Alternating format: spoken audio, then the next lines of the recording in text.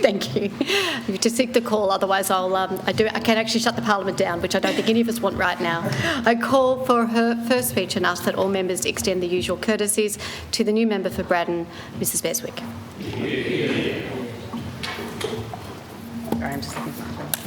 Good afternoon, Madam Speaker. As I stand here and look about this amazing historical chamber, I am humbled and awed that the opportunity and the responsibility with which I have been entrusted. What a journey my life has been to come to this chapter and to stand before you. May I say congratulations on your election as Speaker, and note that I have appreciated your encouragement over the past few weeks.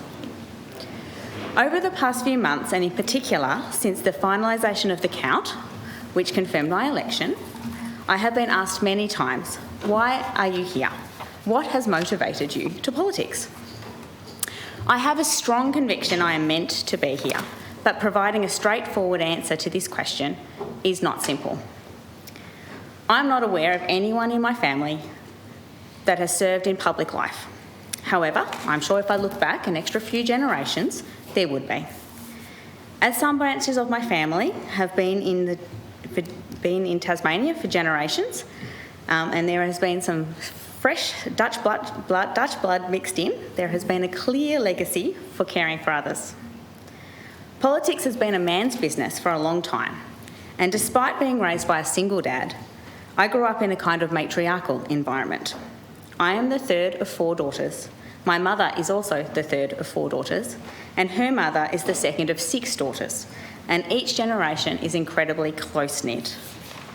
On my father's side, my opa died before I was born, and my oma, with her croquettes and her soup, is the glue which bonds us together. Having migrated to Tasmania from Europe after the Second World War, my oma is the eldest Tasmanian in her family. Suffice it to say that nursing and administration are the dominant careers modelled by those I looked up to.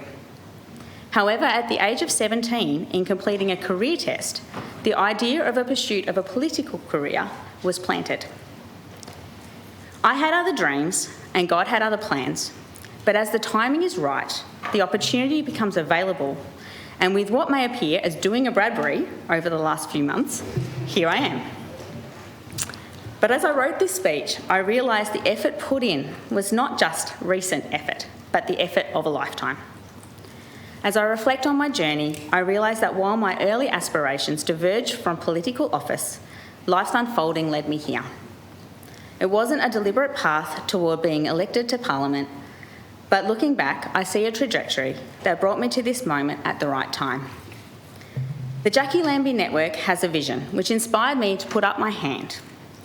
A Parliament filled with people from all walks of life, who serve their community and only their community, who ask people what they think rather than telling them how they think, who demand the highest standards of honesty, accountability and decency, who can't be defanged or demoted, corrupted or controlled, bought or sold, who are there to make big things happen for the little guy.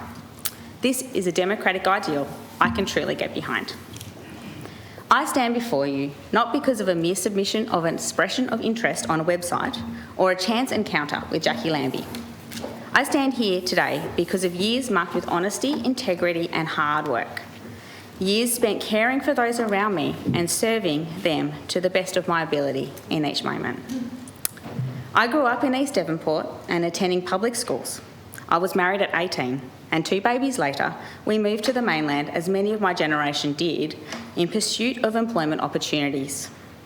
After a time, I started a cleaning business in partnership with my sister and was astonished to be refused membership to the union due to my status as a business owner.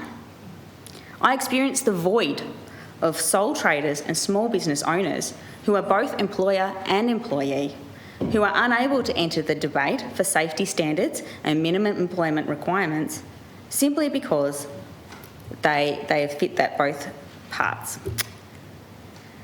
And despite being a huge part of the economy, in particular in the trades and service fields.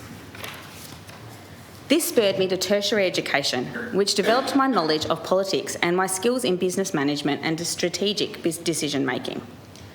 Through this, I have worked in not-for-profit and community environments, for government, in financial services, for utility companies and supporting councils in regional services, but most significantly, as a business owner once again in the family entertainment industry.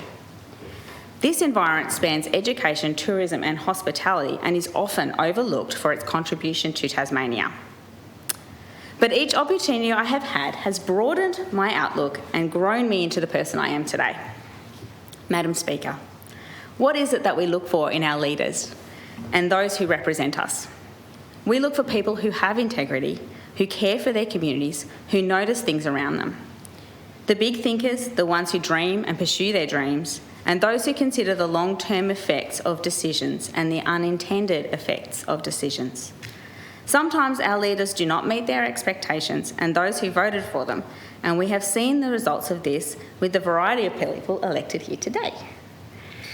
But friends and acquaintances have said to me, "You would make a good politician." I couldn't do that, but you can. And why do they say that? I can't be sure, but I think this is because I notice the things and they frustrate me. When people are hurting, I want to help, and when things are not working, I want to make them work. When government departments work in silos and make changes which affect other industries, I have been known to get very expressive. Over the past few weeks, as my colleagues and I have been settling into our new lives, there have been several frustrations which remind me why I'm here. So many stories of immature and embarrassing behaviour from those who were elected as the leaders of our state over the last 12 months. Unanswered questions about how things work, which has stumped our colleagues who have never had to induct a whole new political party before. At one point, I nearly wrote this speech as a pithy soliloquy on the inefficiencies of government departments and correlating this to the frustrations of the Tasmanian people who want to see strategic planning, decisive action and effective service delivery. I shall leave it to your imagination as to how that would have turned out. But in truth, our parliamentary staff and DPAC and everyone who's been here these last few weeks have done an amazing job in welcoming us and making us feel accepted and part of this community. But there are things I am here for. I am an enhancer, a true team player. I love to hear ideas and grow them.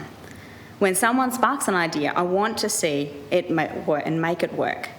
I can recognise when things are about to derail. I'm quick to pivot and making necessary decisions in order to correct the projection. I have a creative outlook and am willing to work within the system whilst questioning the system is working at its most effective and willing to think outside the box, not just for the sake of it, but in order to effect the change that is needed. I am a truth delver. I can spend hours researching a question to find out why. Finding out why took me to university as a mature age student. Finding out why helps me burrow into the mud to find the real problem in order to develop the solution. Without the why, we don't move forward. We add band-aids and we waste money. We make poor decisions and we don't get the outcomes we need. So do we need to spend more, or do we need to investigate and make sure what we are being spent is used really well? Can we create efficiencies? Can we make nurses, doctors and teachers' jobs easier and free them to do with what they love?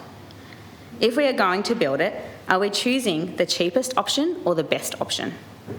Are we delivering value for money? Are we duplicating past success?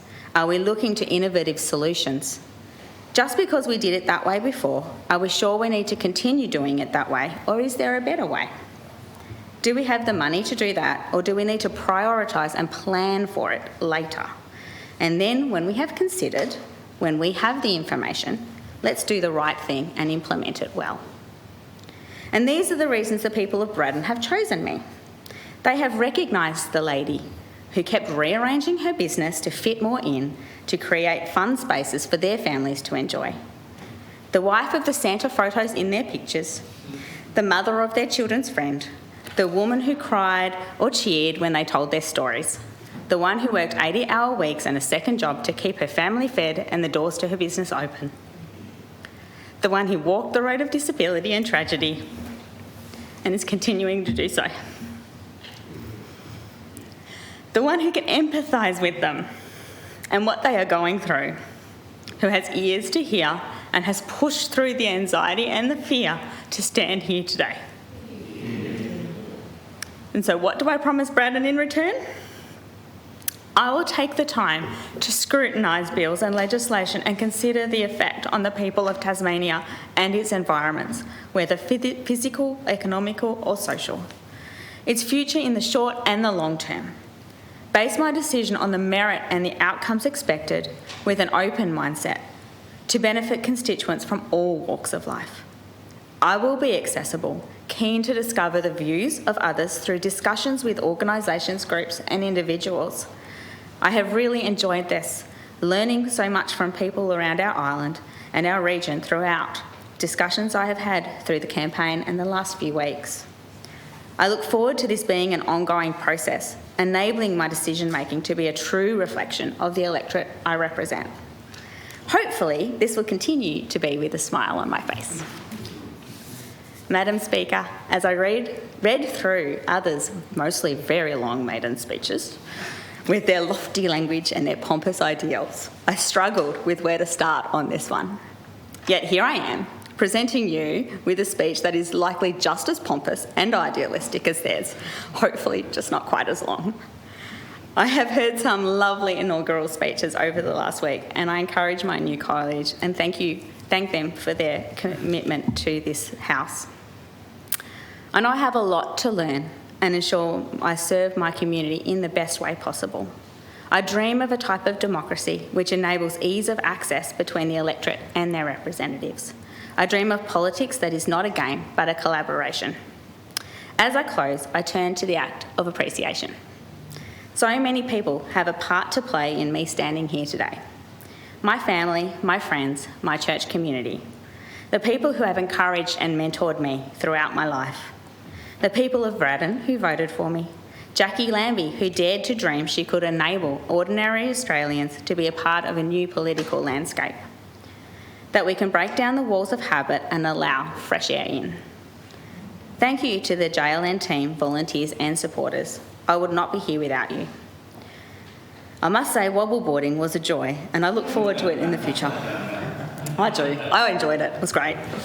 My husband has been calling himself a kept man for some years, as he has had to put down the tools due to generative vision issues. And I've never had anyone as proud of me as he has been the last few weeks. My incredible children know that they are in for with their workaholic mother, and they are content to share me with the people of Braddon. And luckily, they love me enough to tell me when I am failing and they need some time with me.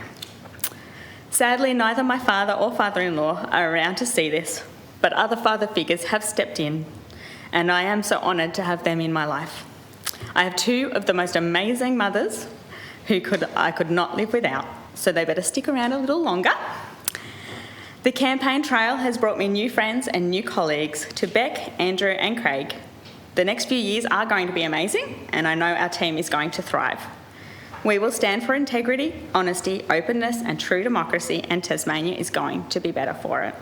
So, Madam Speaker, thank you for putting your hand up to keep the order in such a diverse House, and I look forward to seeing what we can all achieve together over the next few years.